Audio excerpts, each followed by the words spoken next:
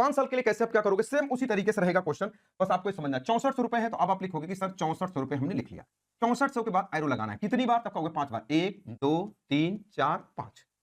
25% बताओ, 25% को आप क्या बोलोगे, 1/4। चलिए उधार दिया गया तो कह रहा सीआई और एसआई का अंतर क्या होगा, अब इस तरीके से लगाओ। तो 25% का मतलब 1/4 है, 1/4 का आपको इसमें कंटिन्यू गुणा करना है।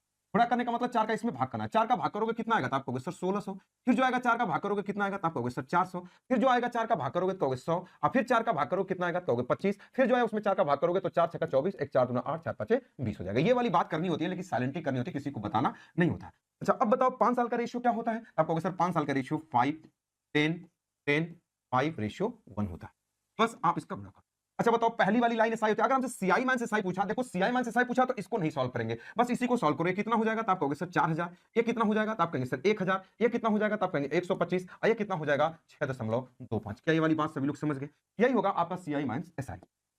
तो इसी को अगर आप जोड़ लेंगे तो आपके क्वेश्चन का क्या हो जाएगा आंसर, सीआई माइनस एसआई। बताओ कितना हो जाएगा, सीआई माइनस एसआई कितना हो जाएगा, अब कहेंगे 4000 एक 5000 5000 5125 31 5131.25। ये आपके क्वेश्चन का आंसर हो जाएगा 5131.25। Option number C correct answer हो जाएगा, option number C correct answer हो जाएगा। क्या ये वाली बात समझ गए। कल को अगर सीआई पूछेगा तो सीआई भी बता सकते हो, तो इसका गुणा करना पड़ेगा, बस ये वाली बात आपको ध्यान रखना है। तो इसका गुणा करेंगे तो 16 5 कितना हो गया 80, 8000 हो जाएगा। अगर आप इसी में 8000 जोड़ देंगे तो 8 9 10 11 12 13 13131 दशमलव कितना हो जाएगा 25, आपका सीआई हो जाएगा। कल को पूछेगा अमाउंट क्या होगा, तो इसी में अगर आप इस 6400 को जोड़ देंगे तो दैट इज अमाउंट आ जाएगा। तो इसी में अगर आप जोड़ देंगे 13 13 छह कितना हो जाएगा 18 18531। अगर अमाउंट पूछेगा तो इसी में 6400 जोड़ेंगे तो 13 6 19 19531 19531 दशमलव कितना हो जाएगा 25 हो जाएगा। ये हो जाएगा आपका, मतलब इस पूरे को जोड़ लेंगे तो ये अमाउंट वाली लाइन को बताने लगेगा।